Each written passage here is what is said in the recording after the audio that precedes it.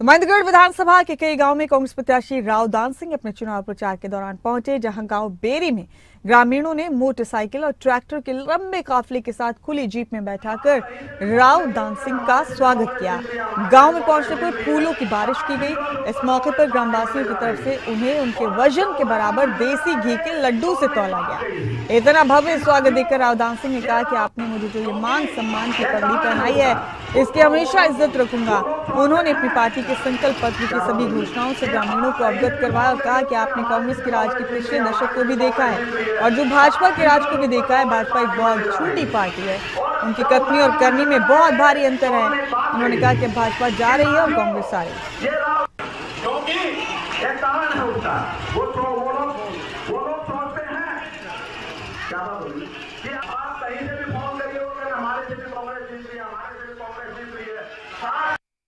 क्या है बदलेगा? आप देख नहीं रहे क्या?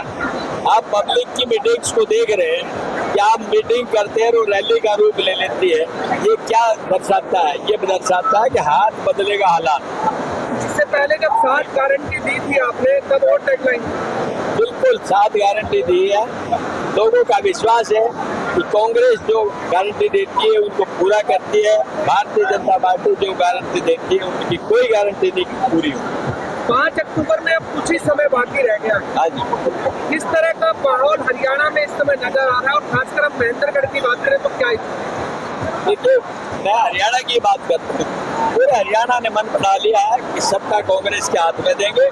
10 साल के उनके कामों की नाराजगी, 10 साल के उनके किए वादों को पूरा न करना जनता के बीच आक्रोश का कारण है। सबसे बड़ा कारण है बेरोजगारी, उसके बाद में है महंगाई, उसके बाद आती है कानून व्यवस्था और फिर आती है डेवलपमेंट।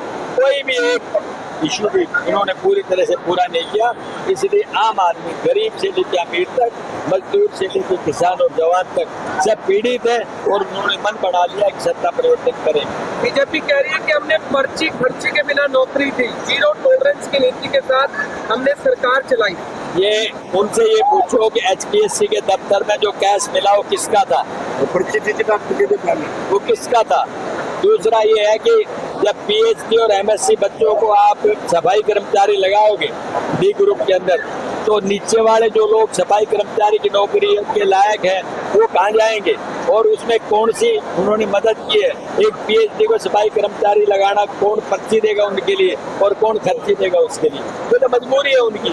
उनके पास कोई दूसरा सोर्स ऑफ इनकम नहीं, इसलिए PhD करके भी सफाई कर्मचारी यहाँ D ग्रुप में लगने के लिए जाओ। हरियाणा में सरकारी नौकरी एक बड़ा मुद्दा बन गया है इस समय।